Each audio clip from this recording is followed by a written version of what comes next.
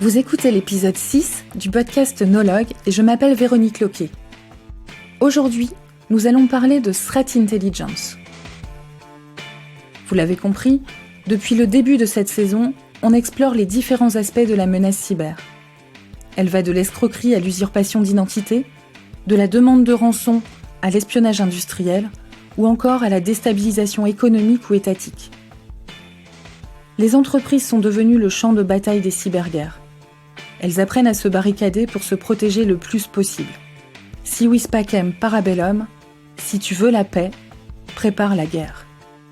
Saviez-vous qu'il existe des espions un peu particuliers qui enquêtent sur le crime cyber ? C'est le rôle de la Threat Intelligence. Anticiper les attaques grâce à une fine connaissance du profil des assaillants et de leur mode opératoire. Pour en parler, j'ai invité Barbara Louis-Sidney. On pourrait dire que c'est une espionne, mais c'est surtout une experte du cybercrime qui se bat du bon côté de la force.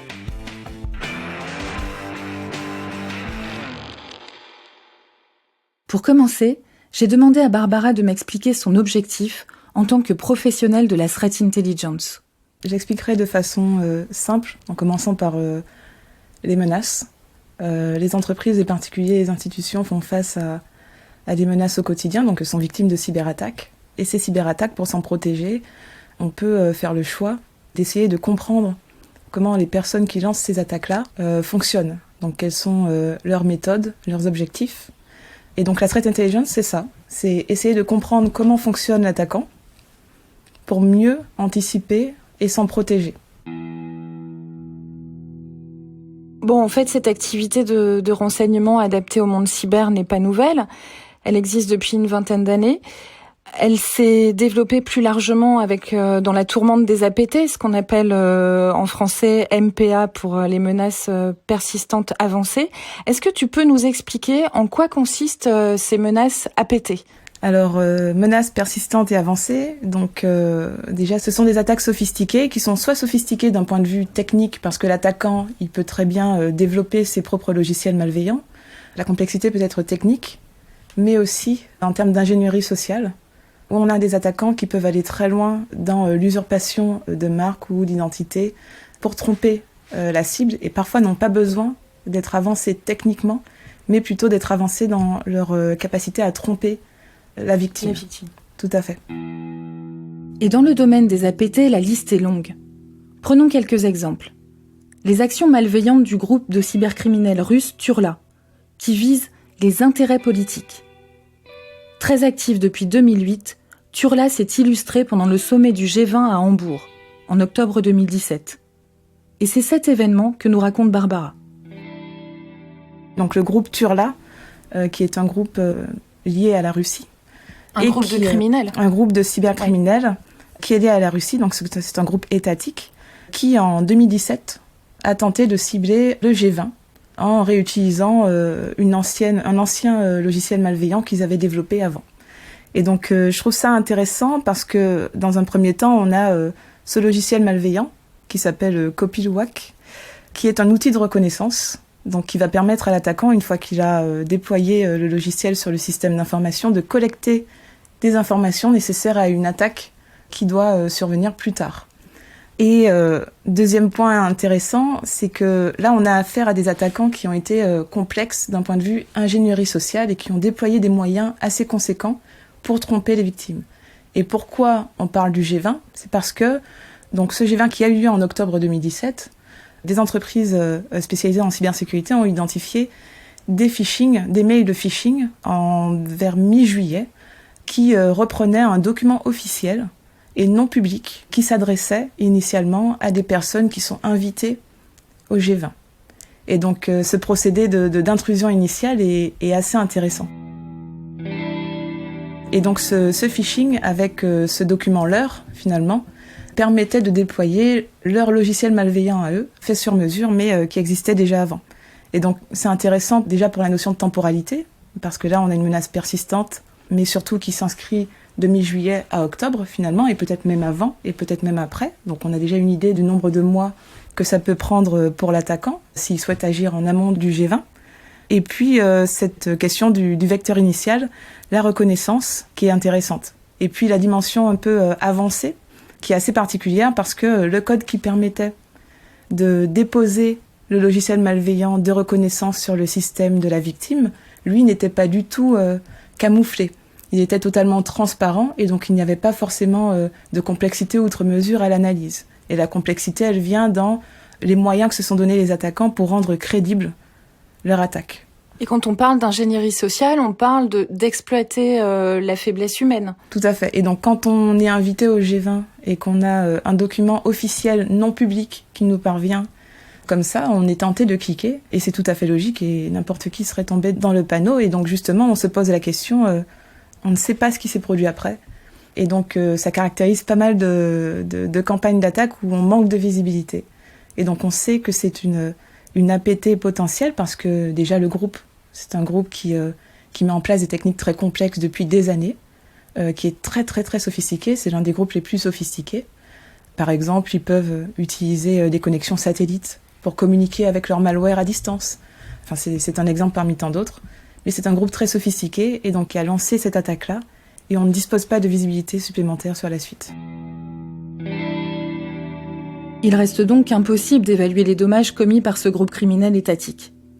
Lié au renseignement russe, Turla fait reparler de lui en 2018, lorsqu'il pirate les systèmes des ministères de la Défense et des Affaires étrangères en Allemagne. Cette fois, Turla est soupçonné de s'être introduit pendant 1 an dans les réseaux informatiques et de s'être procuré plusieurs documents. Ce type d'offensive que la Russie appelle conflit hybride s'inscrit durablement dans le paysage géopolitique. Un autre exemple, là, ça serait plutôt un groupe et pas une campagne d'attaque. J'avais pensé à APT41, qui est un groupe chinois, ou potentiellement d'origine chinoise, parce qu'on a un groupe qui, ici, va réaliser des activités de cyberespionnage avec des objectifs qui correspondent à ceux des plans quinquennaux chinois, avec des horaires qui correspondent également, et puis des individus qui ont été identifiés sur des forums, des individus d'origine chinoise qui ont été identifiés, qui se sont présentés. Des APT, Barbara en voit beaucoup dans son métier. Elle mentionne le groupe d'origine chinoise APT41. Ce groupe est connu pour effectuer des intrusions et de l'espionnage ciblé sur des secteurs stratégiques de l'économie. APT41 est à l'origine d'opérations contre de nombreux pays, dont la France.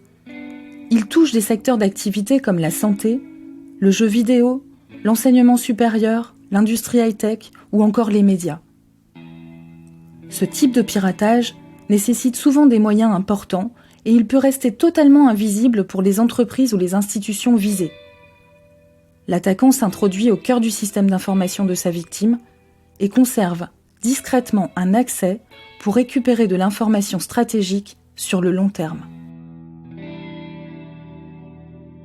J'ai choisi cet exemple-là du point de vue APT et groupe, et pas APT et campagne, mais là un groupe, parce que ce groupe-là, il est étatique, il réalise à la fois des activités de cyberespionnage dans un objectif géopolitique clair, mais il va aussi réaliser sur son temps libre, on va dire, et avec les individus membres de ce groupe-là, des attaques à but lucratif, des attaques qui ont pour objectif un gain financier.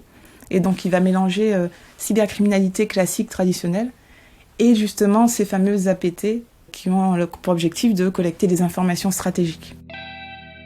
Barbara étudie les moyens, les motivations et les modes opératoires qui vont être caractéristiques d'une activité ou d'un groupe criminel en particulier.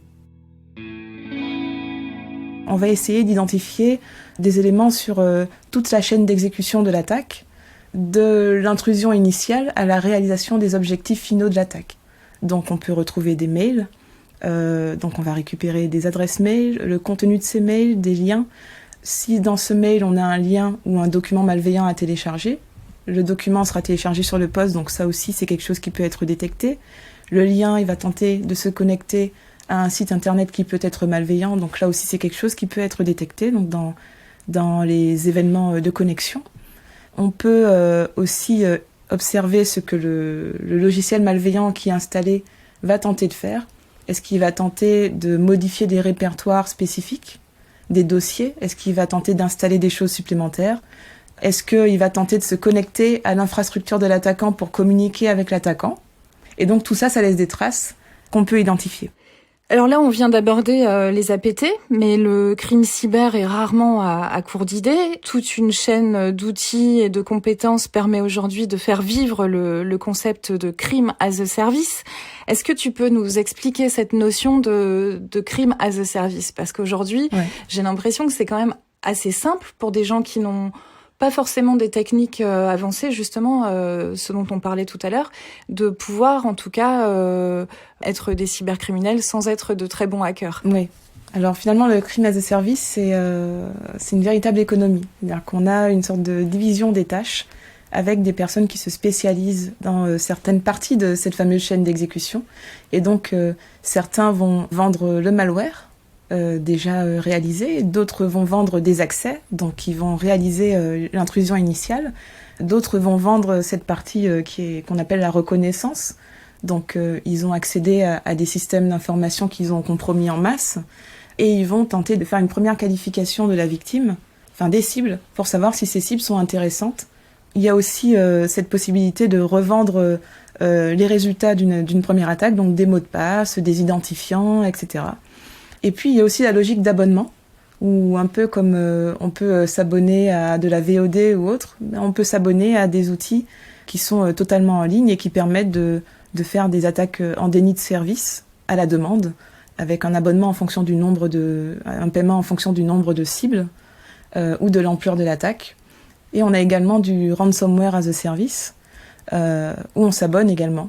Donc le ransomware, c'est les rançongiciels, on l'avait vu dans un épisode précédent. Enfin, j'imagine qu'on trouve pas ça non plus en tapant sur Google, sur le vulgaire moteur de recherche où tout le monde a accès. Ouais, ça dépend en fait. Il y a pas mal de mythes sur le darknet, dark web, etc.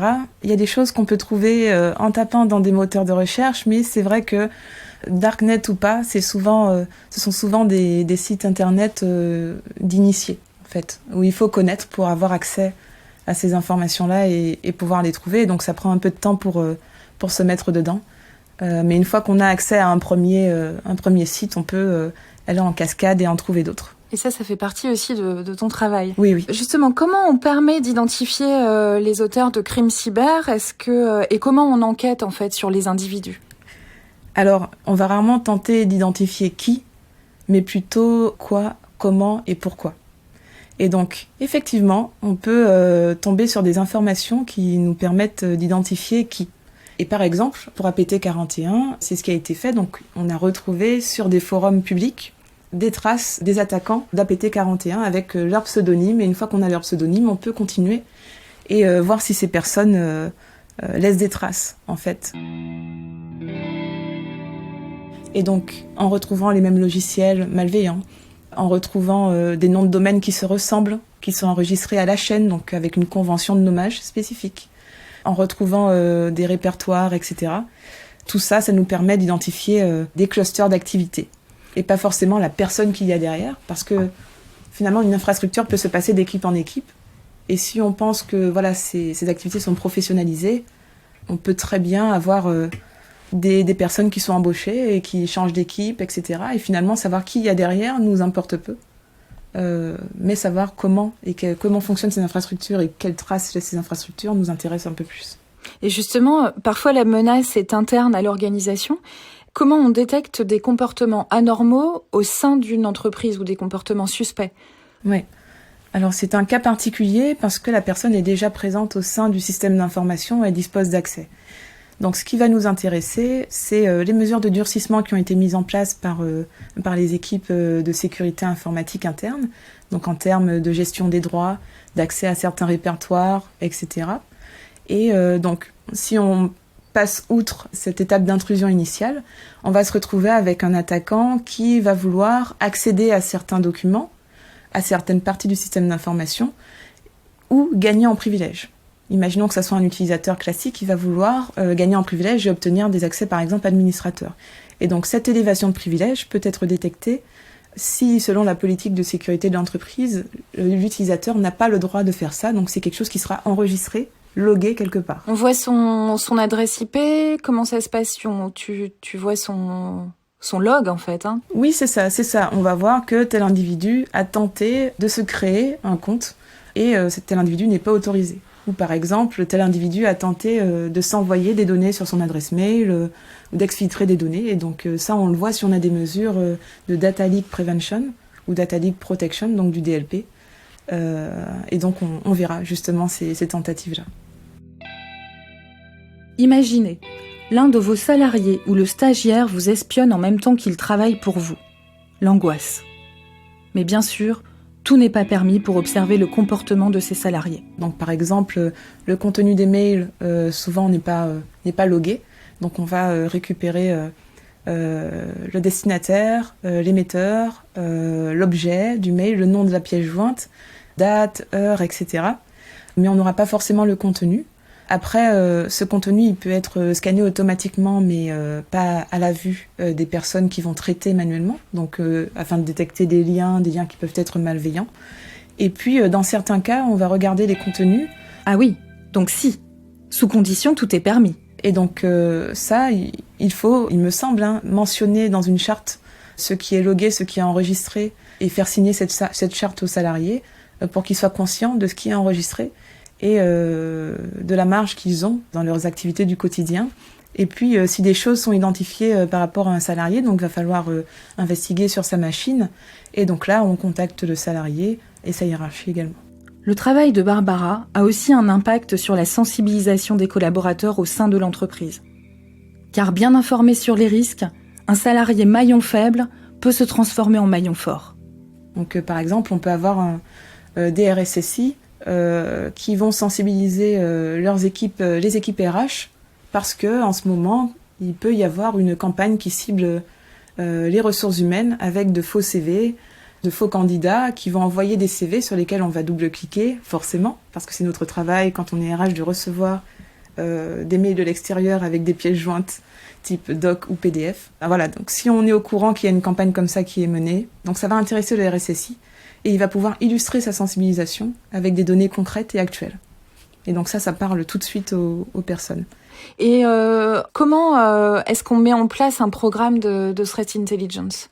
Il faut se dire que la threat intelligence, on la définit en général avec ce qu'on appelle le cycle de la threat intelligence, de la définition des objectifs de la threat intelligence en passant par la collecte, la production, pour arriver à tout ce qui est dissémination et retour sur expérience, donc RETEX.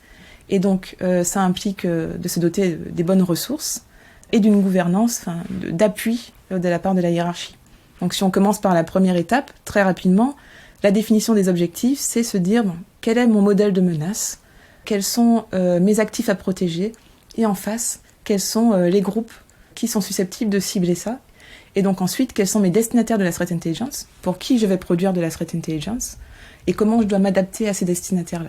Une fois qu'on a ça, on va passer à l'étape de collecte, comment collecter le renseignement. Et donc là, il va falloir réfléchir à quels outils acquérir pour collecter le renseignement, comment traiter ce renseignement, donc où est-ce qu'on va mettre ce renseignement, où est-ce qu'on va le capitaliser, comment analyser les données, parce que je parle de renseignement, mais c'est pas forcément encore du renseignement, parce que c'est de l'information qu'il faut transformer en renseignement. Donc il va falloir passer par de l'analyse, et quelles sont les capacités d'analyse dont j'ai besoin. Est-ce que j'ai besoin d'analyse géopolitique, d'analyse plus technique, etc. Et ensuite, on passe à la dissémination. Donc si je veux produire du renseignement, sous quelle forme je vais le présenter, pour qu'il soit actionnable et utilisable immédiatement par différentes personnes, par mes destinataires que j'ai identifiés en étape 1. Et enfin, voilà, on continue la boucle comme ça. Et donc aborder ça en étape du cycle du renseignement permet de se poser les bonnes questions, sachant qu'on peut aussi tout externaliser. Et donc s'assurer qu'un prestataire externe réalise une ou toutes les étapes de ce cycle du renseignement. Tu parlais des moyens de collecte, est-ce qu'on peut en citer quelques-uns ? La collecte, finalement, on fonctionne beaucoup en OSINT ou en renseignement d'origine source ouverte. Et donc, pour collecter des informations, il y a plusieurs possibilités. Donc, ce qui est directement accessible, c'est la veille dans les médias, les blogs spécialisés, etc., des publications des entreprises connues de cybersécurité, des grands éditeurs de cybersécurité, où on va utiliser tout simplement, par exemple, des lecteurs de flux RSS ou autres pour identifier toutes les informations facilement accessibles. L'OSINT, c'est l'Open Source Intelligence, le renseignement obtenu par des sources d'informations publiques. Cette méthode, utilisée par les agents fédéraux américains pendant la Seconde Guerre mondiale, a explosé avec Internet. L'OSINT est employé par des enquêteurs, mais aussi par certains journalistes. En maîtrisant l'utilisation d'un moteur de recherche, n'importe qui peut dénicher des mines d'informations sur vos usages numériques, les miens, mais aussi ceux des pirates. Ça, c'est pour l'OSINT. Mais il y a plein d'autres façons de récolter des infos. Le mieux, c'est d'avoir accès à des bases de données spécialisées, des bases de données qui vont parfois scanner Internet, type Shodan, Censys, etc., Virus Total, Domain Tools, pour les noms de domaine. Et donc ces bases de données sont souvent l'accès est payant. Et l'objectif, c'est de pouvoir collecter tout ce qui est disponible en ligne sur les menaces. On peut aussi développer ses propres trackers. Donc ça, c'est quelque chose que je ne faisais pas du tout au début, mais au contact de mes collègues, j'ai appris à le faire. Mais il y a des personnes qui sont spécialisées dans le développement de trackers. C'est-à-dire que ces personnes vont identifier les spécificités techniques, par exemple dans les noms de domaine enregistrés par tel groupe qui a tel range, enfin telle liste d'adresses IP avec tel fournisseur d'accès, etc. Et donc tout ça, ça sera une liste de critères qui vont permettre d'aller identifier les infrastructures techniques des attaquants. Donc il y a ça. On peut aussi aller chercher en interne dans les logs de l'entreprise. Et puis on peut avoir aussi ce qu'on appelle des honeypots ou des pots de miel qui vont collecter du renseignement finalement sur les attaques qui sont lancées avec des critères type vulnérabilité et scan. La technique du honeypot que mentionne Barbara, le pot de miel, est une manière de leurrer les attaquants. Il s'agit de les attirer dans des zones isolées d'un système informatique pour les éloigner des données sensibles du réseau. Isolé du vrai serveur, le pot de miel sera surveillé en permanence. Si une menace est détectée, on pourra alors analyser la manière dont le pirate a attaqué ce pot de miel et déployer une défense adéquate sur la partie réelle du serveur à protéger.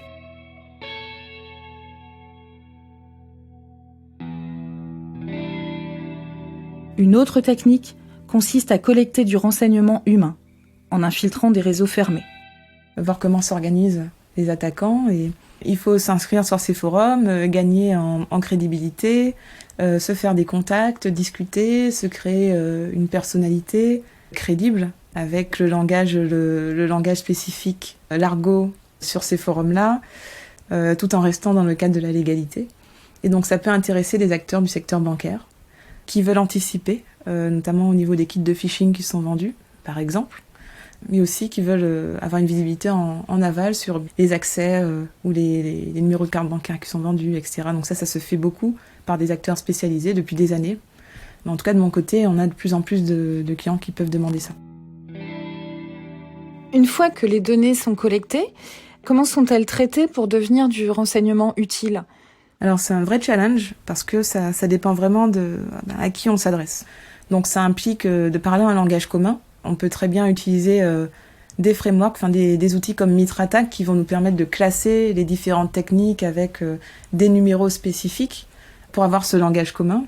Mais sinon, ce qu'on fait, c'est qu'on utilise notre base de Threat Intelligence où on a les différents niveaux d'information qui sont disponibles. Donc le niveau stratégique où on va expliquer la menace, ses motivations, ses cibles et ses principales techniques utilisées. Et puis on descend aussi jusqu'au niveau technique où on aura donc les noms de domaine, les adresses IP, etc. qui pourront être utilisés directement dans des outils de cybersécurité par les profils techniques. Oui, parce que j'imagine que quand tu as des entreprises clientes, il faut que quand tu rends ton rapport, il faut que ce soit lisible par des gens qui sont pas forcément en lien avec la cybersécurité. Ces informations intéressent aussi les COMEX, les patrons des entreprises. C'est ça. Et pour ces profils-là, on fera plutôt des panoramas des menaces où on expliquera les tendances. Et donc c'est la même information, mais avec différentes facettes ou différentes traductions. Donc pour les uns, on va donner des informations contextuelles, techniques, parfois géopolitiques, économiques, pour aider à la prise de décision. Pour d'autres, si on descend un peu plus, ça va aider aussi à la prise de décision en termes de choix d'outils de cybersécurité pour prioriser. Donc ça peut engager des budgets, ça peut décider l'achat de telle ou telle solution. Et puis pour d'autres, voilà, des informations techniques pour détecter immédiatement.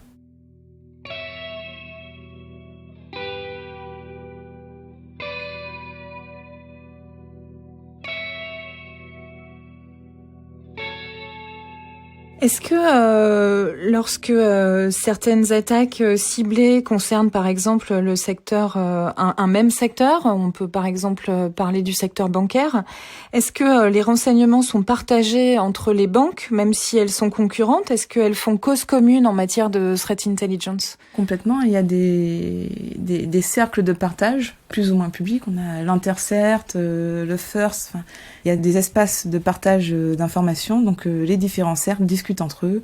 Et l'idée, c'est vraiment de partager des informations, soit sur ce qu'on a observé nous concernant. Donc par exemple, quand on est une banque, si on observe une tentative d'usurpation de notre marque ou de notre raison sociale, on peut très bien avertir les autres qu'il y a cette attaque en préparation, ou alors plutôt une entité qui a essayé d'usurper notre nom. Et donc, on leur dira, si vous voyez des mails avec cette adresse mail-là qui se fait passer pour notre entité à nous, ce n'est pas ça, ce n'est pas vrai. Donc ça, c'est intéressant en termes d'anticipation. Et puis, quand on observe des attaques, c'est toujours intéressant de partager aux entités qui ont les mêmes profils que nous, parce que ce sont des attaques qui peuvent se répandre dans tout le secteur.